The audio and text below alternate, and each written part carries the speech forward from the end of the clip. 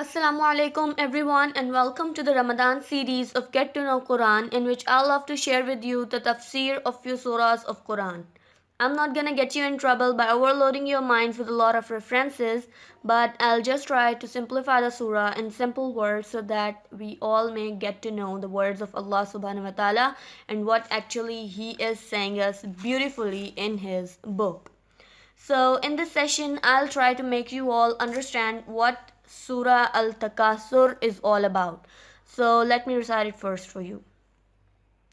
أعوذ بالله من الشيطان الرجيم بسم الله الرحمن الرحيم ألهاكم التكاثر حتى زرتم المقابر كلا سوف تعلمون ثم كلا سوف تعلمون كلا لو تعلمون علم اليقين لترون الجحيم ثم لترونها عين اليقين ثم لتسألن يومئذ عن النعيم ربي اشرح لي صدري ويسر لي أمري واحلل عقدة من لساني يفقهوا قولي.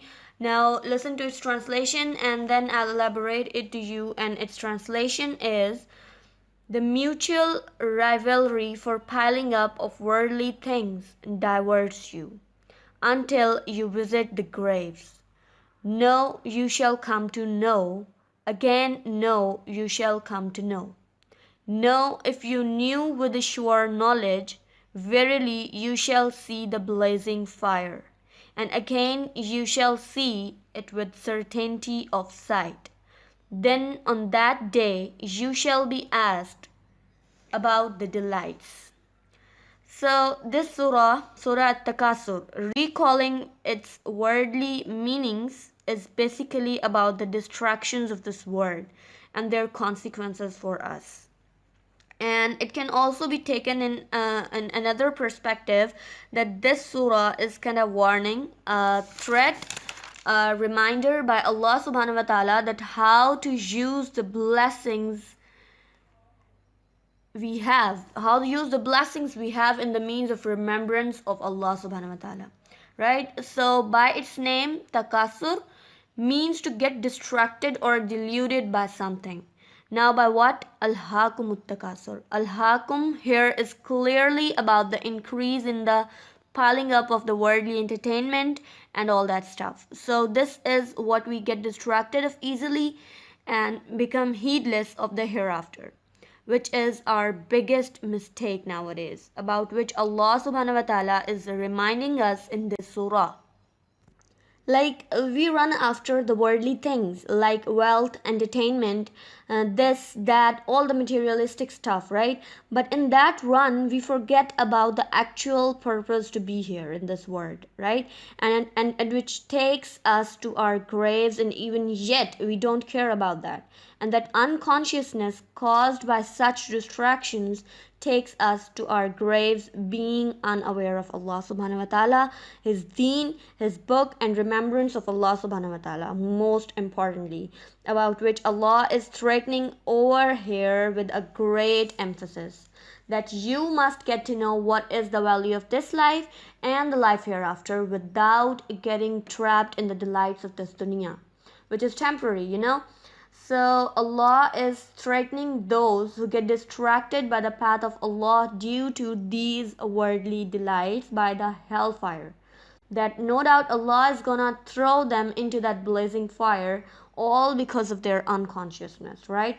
Because Allah is telling us in Quran over and over and over again that this dunya, its delights, its wealth, its entertainment, new house, new car, all such stuff is fitna.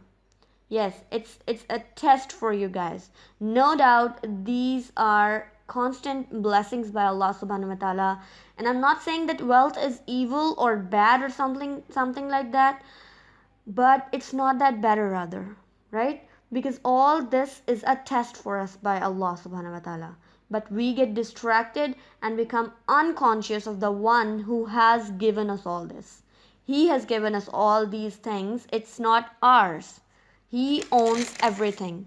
And He's gonna question us about all these delights and blessings He has given us in this temporary dunya, on that day of judgment, he's gonna question us. Yes, he is gonna question us about each and everything we have got, because it's exactly like the more dunya you have got, the more test you are put into, and the more answerable you will be to Allah subhanahu wa ta'ala on the day of judgment, right?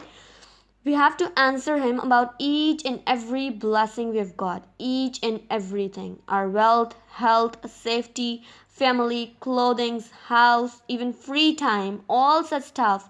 Allah is gonna question us about all these things, that what have you done with this thing?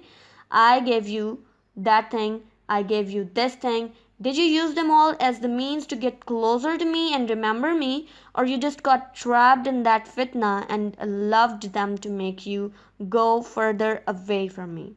Yes, he's gonna question us. So get ready to answer about whatever you have got in this world, and try to make all you have got as the means to remember Allah subhanahu wa ta'ala all the time. Remember him, thank him, be grateful to him even for the breath you are taking right now, because he is the one who gave you the right to live. He owns everything and you are nothing. May Allah Azza make us all the long life students and beneficiaries of His book, and may the barakat of His book light up our lives. Ameen Ya Rabbul Alameen. Assalamu alaikum wa rahmatullahi wa barakatuhu. Dear viewers, if you are liking our sessions of these surahs and these tafsir of these surahs, then please do subscribe our channel, and don't forget to like and share it as well. Thank you.